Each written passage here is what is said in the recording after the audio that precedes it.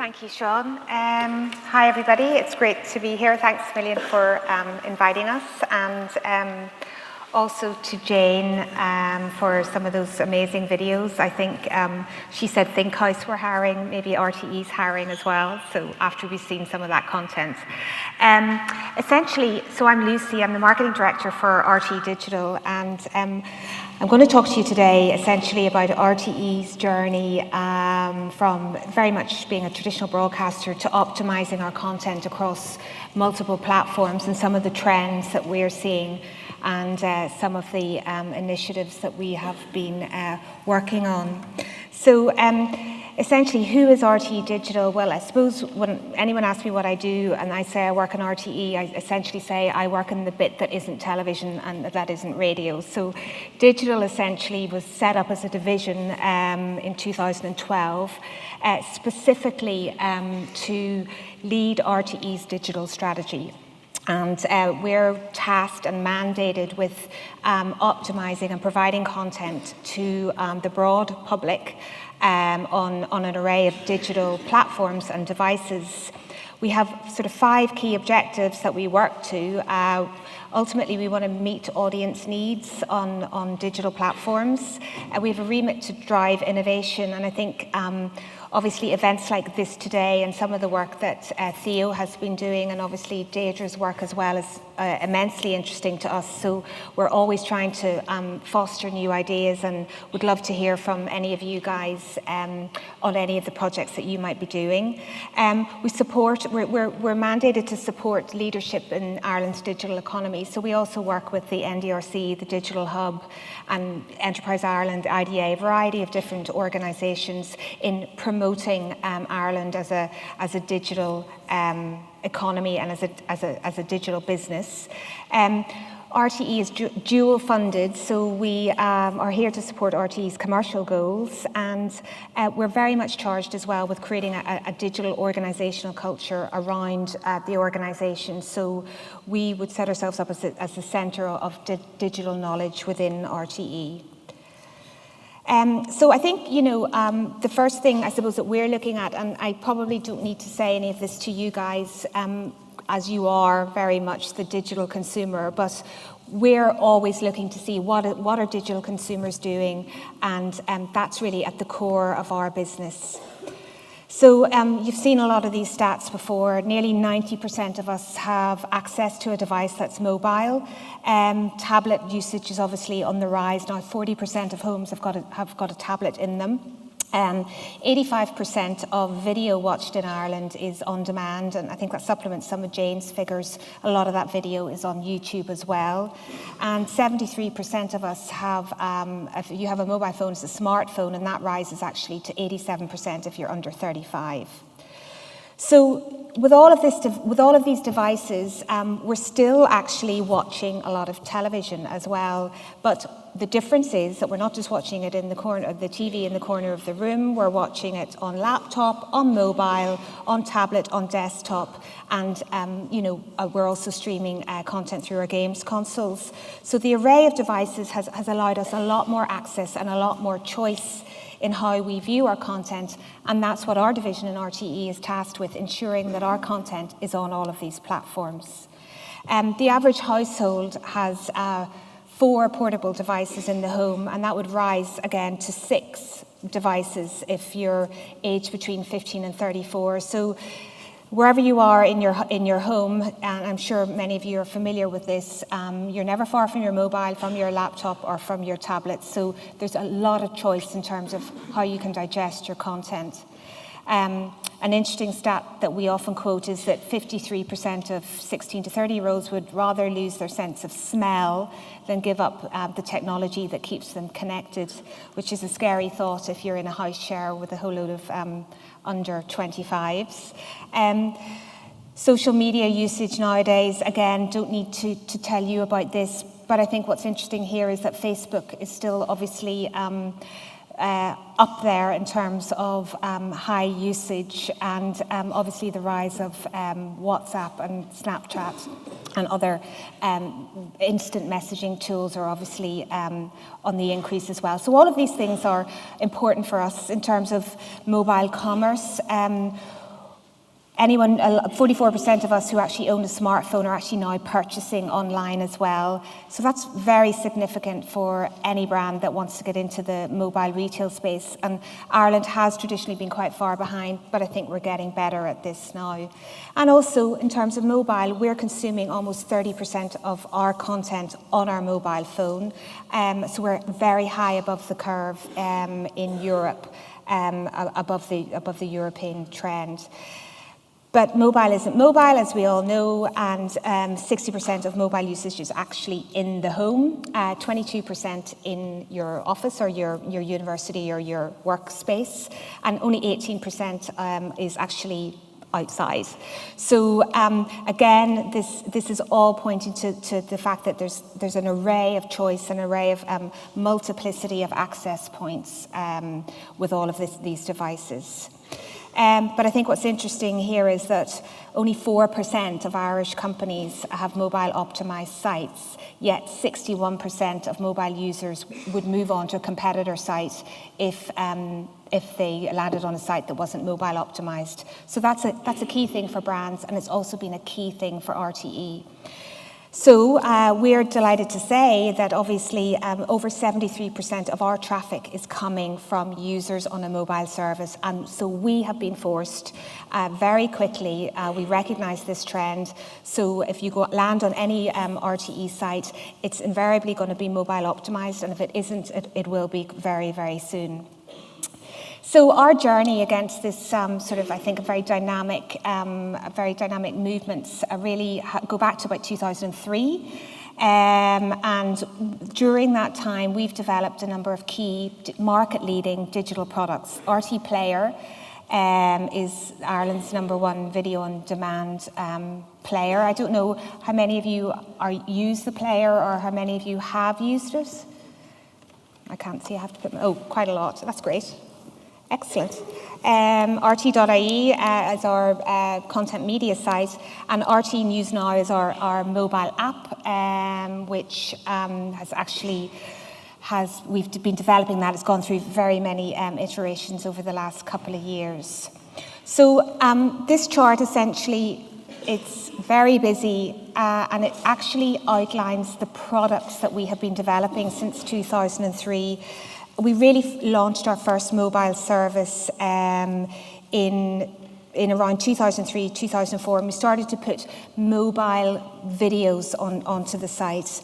We then launched a service in 2008, News Now, which actually, interestingly, started as a mobile application and is now actually a digital TV channel. Normally it goes the other way around, but we went mobile first and then broadcast later. We relaunched our entertainment sites. Our entertainment site used to be called RTE Arts and Culture, but we relaunched it and called it 10, the Entertainment Network. And then we looked at some of the designs around life and style. We launched the RTE Player itself back in 2009. And then from that followed the radio player. And then we started to launch Player originally on desktop. And then we moved it on to a lot of mobile devices. And then we started to make Player available across other mainstream TV networks. And we're on UPC, and we're also available on Xbox. So I'm not going to go into every single detail, but really just suffice to say that this is the journey that we've been on, and 2014 has been quite a busy journey for us, and we've now moved into the international space. Earlier this year, I'm going to talk a little bit more about this in detail, we launched a joint initiative with GAA Go, an online streaming service available to audiences abroad, both people who are travelling abroad on holidays, but also to the wider Irish diaspora. And also at the end of this year, we're going to be launching an enhanced RTE Player international service, which will have a lot more content, but on a subscription basis. So this is what we've been doing, but I mean, it's been very difficult for us in the sense that the audiences are not only are they on a number of different platforms, but they're also using a lot of different services. So we've then been forced to enter into partnerships with Netflix. We've content on Netflix, with Xbox, on UPC, but also with changes in technology and various different mobile applications and mobile devices, we've been enhancing always our services on those platforms. So, where's that left us? The RTE.ie has 124 million page impressions. 73% of our users are accessing via mobile. We've got about 4.3 million browsers, but I think, and 37% of our audience is outside of Ireland. But I think what's been really interesting for us is that nearly 50% of our services we're now actually reaching nearly 50% of adults through digital services, which has been very significant, and it's starting to show how digital media is reaching the mainstream, which is great. I think just kind of interest is really in terms of, you guys are all on Player, you're obviously watching it on different platforms, so we're seeing different trends from different devices amongst different age groups. So essentially, if you're young, you're probably watching it on your phones or on a games console. As you get into the over 25, you're starting to get a little bit more affluent, and you're on your iPad. But if you're over 35, you're on your laptop, and then obviously the older cohorts are watching via TV screen. So these are just kind of interesting trends that we're watching all the time, showing how different content on different devices reaches different audiences. A good example of I suppose, where we saw a big change in trend was actually the World Cup. This year, the 2014 World Cup showed a marked difference from the 2010 World Cup. And what we did was we truly went out and had a digital, wanted to give audiences a truly sort of cross-platform but also digital experience. So we had rights to all of the 57 World Cup matches, but we redesigned our sports website to allow that to be optimized for all devices. And yes, the TV audiences were huge, but what was really interesting was that a lot of people were at home live streaming matches on tablets, on mobiles. So we were offering that sort of choice, especially with some of the matches that were on maybe at 5 o'clock when people didn't have time to go home, staying back and work and watching on their laptops or their desktops. So truly we were seeing this kind of multi-device, multi-viewing experience across the World Cup. So essentially, on television, the audiences were massive. On RTE2, our peak share was up about 192% on the previous year. Amongst the live games, we'd about 335,000 live audiences, and we reached 3.3 million who tuned in to watch the World Cup on RTE on some device or other. But we had a 70% increase in the live streaming and about 80,000 live streams per match. So that was very, very interesting for us. 56% of people watched on their laptops, 23% on mobile and 14% on tablets. So that's been really interesting, and it's something that I think we're going to see a lot more of in terms of live events, in terms of viewers' expectations and demands to be able to watch across an array of different platforms. But it's all about the content, really, and I think that's what Jane alluded to earlier. The audience is demanding great content, and there's an awful lot of content out there. We've seen some really good stuff on YouTube. There's also quite a lot of not so good stuff as well. So I think that's what RTE is charged with on digital platforms, is ensuring that we allow people to find the really good stuff, and that's very much been part of our digital strategy. So, I mean, I suppose I can't talk about great content without talking about Love Hate. I don't know how many of you are watching or have ever watched Love Hate. Ooh. About 50-50, that's interesting. Well, actually, nearly 56% of the population tuned in on Sunday night 2 weeks ago for episode 1. And That was a 55.6% share of the total TV audience at the time. So that was nearly 1 million viewers who watched the first episode. And then on the RTE player, the figure there you see actually of 27,000, that has now increased to 114,000 watched again on demand. So Love Hate's is for RTE a truly sort of a massive juggernaut of a live TV experience. And what we've done is through social networking and through optimizing it on social networks, we've started to drive the conversation around the live show. And I think it proves that if over 50% of people are choosing to watch live when it's on, it's one of those really sort of disproving things that all TV is watched on demand. It's not. When you need to watch something and you need to follow along live on Twitter and really enjoy that second screen experience, this has been a really good example. So on episode 1, during the live show, there was almost 8,500 tweets published using the hashtag #LoveHate.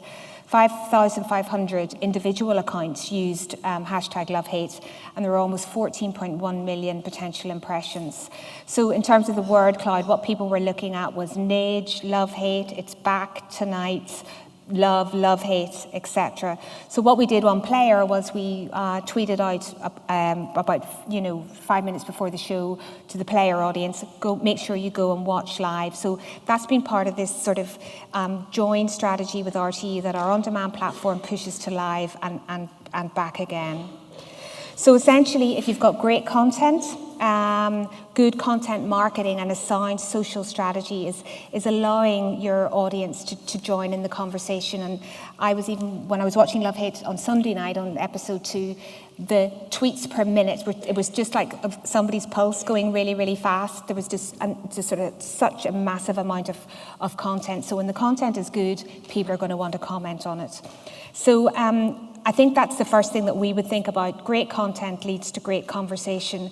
But I think what RTE has started to do a little bit more recently is trying to become part of our audience's conversation as well. I think so many brands can try and sell out on social networks, and I think we've moved away from that. And if we can become part of the conversation and become part of that social dialogue, it's obviously much better for the brand. So I'm going to just give you an example of GAA Go, where essentially we use that strategy of becoming part of the social conversation. So GAA Go launched this year, May 2014. It was a joint initiative with the GAA. It's a quality online streaming service available to GAA fans outside of Ireland. And since its launch, we've actually been streamed and we've customers in over 150 countries globally, which is a massive result for essentially what is quite a small startup brand. So how have we done it? Essentially, we looked at a number of kind of possible options. We didn't have an awful lot of marketing money, and in order to launch a global brand, it was a pretty big task. Where were we going to find GAA fans, and what markets should we go to? So we very much said, look, well, what we'll do is this is a digital product, we'll push this out digitally, but what we'll use the fact that people love GAA, there's a massive fan base out there, a massive Irish fan base out there, and what we'll do is we'll just inform them of this service that's coming up. So we created some videos where we looked at various different GAA fans. One girl from the Donegal shirt, she was in New York. The Dublin guy is in Sydney, and the other chap is in Dubai. We got them to send back videos to say what GAA meant to them. And we started to very much seed that out and encourage people to come back with their real stories and where were they watching the match. And some kind of interesting pieces here. At the top left, there was a couple on their honeymoon, took time out of their honeymoon to show us that they were watching the match live. The top The bottom right is a favoured picture by the lads in the office, which is a guy who posted a picture of his girlfriend on the laptop, or on the tablet, actually watching GAA. And then we have father and sons watching as well. And then a lot of people were actually taking photographs of them watching the match on their screen to show how engaged they were with the service. We have a couple of videos here, which I hope are going to work. Let's just see. There's a, oops, sorry. Yeah.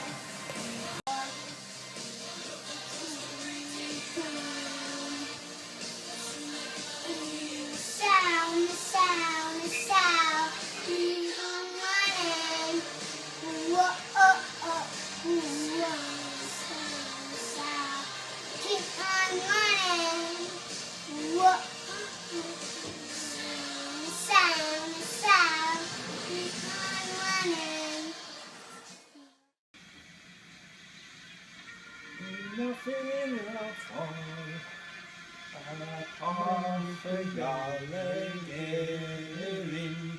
we in the dark slew, shall hear the lonely pool.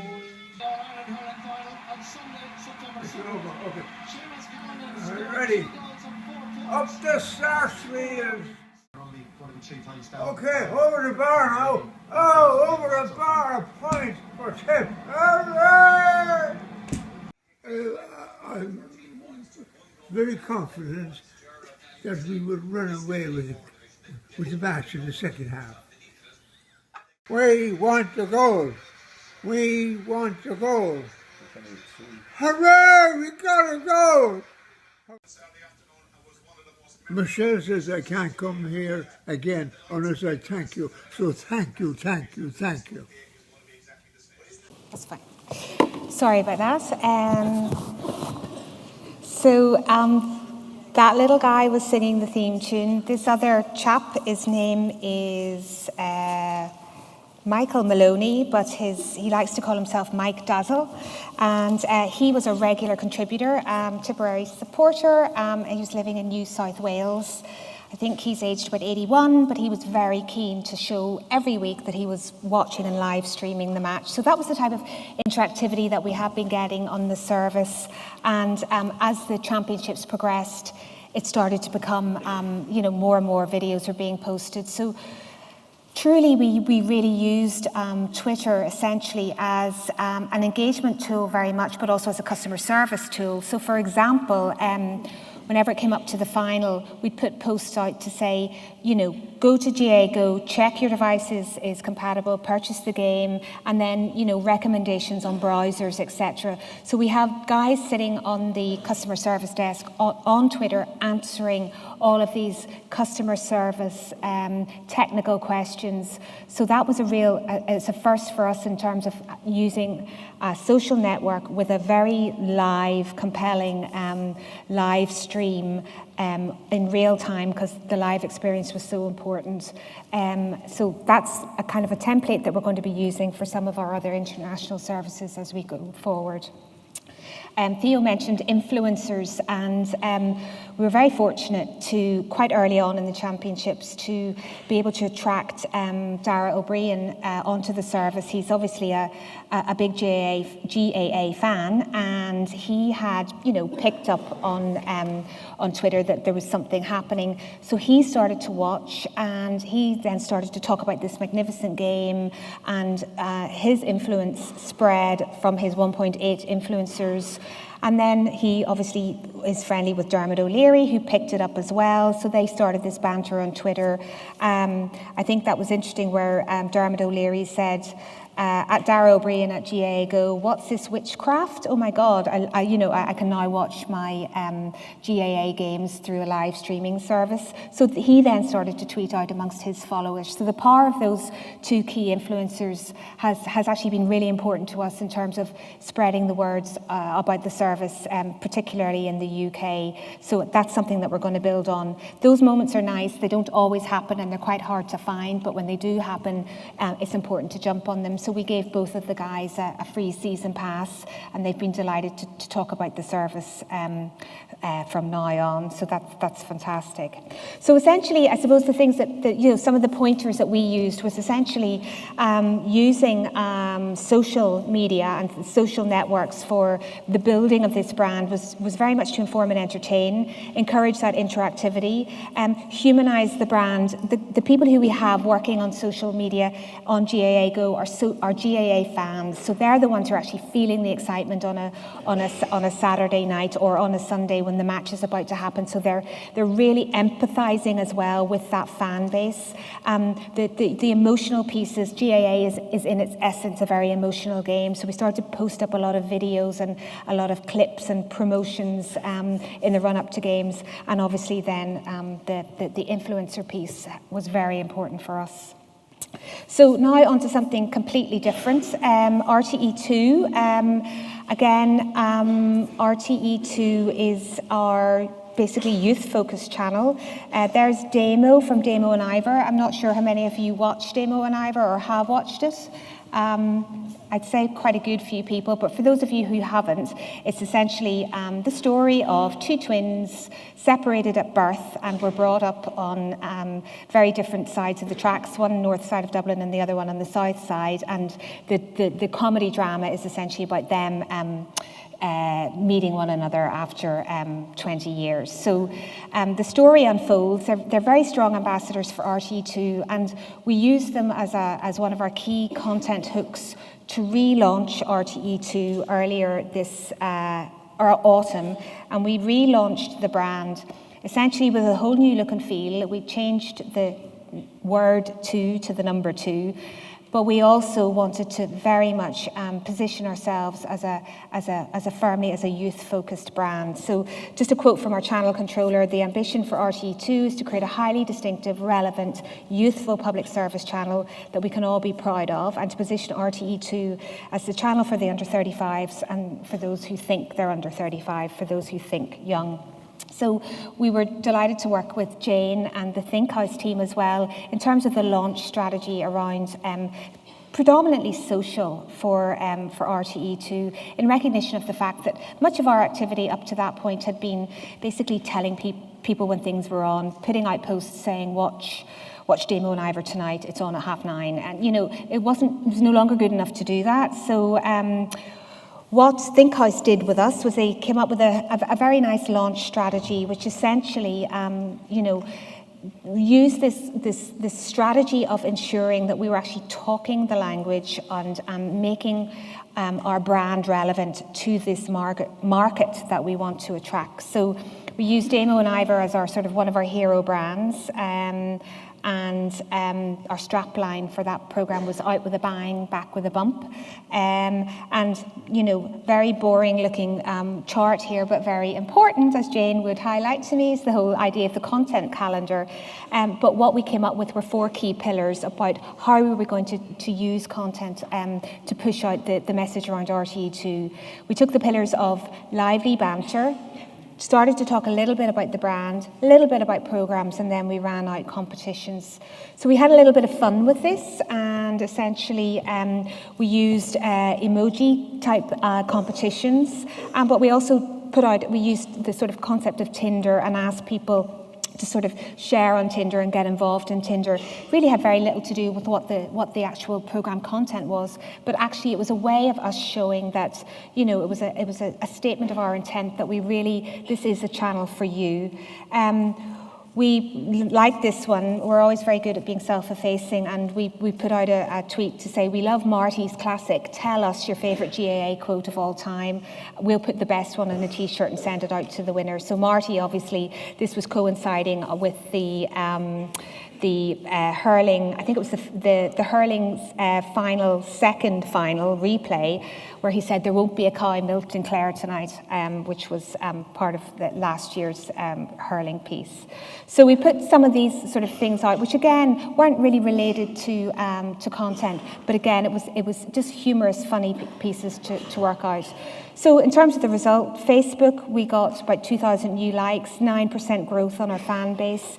80% of these were driven driven organically. So we have been paying for a little bit of promoted posts and promoted tweets, but the sort of natural organic reach was very important to us.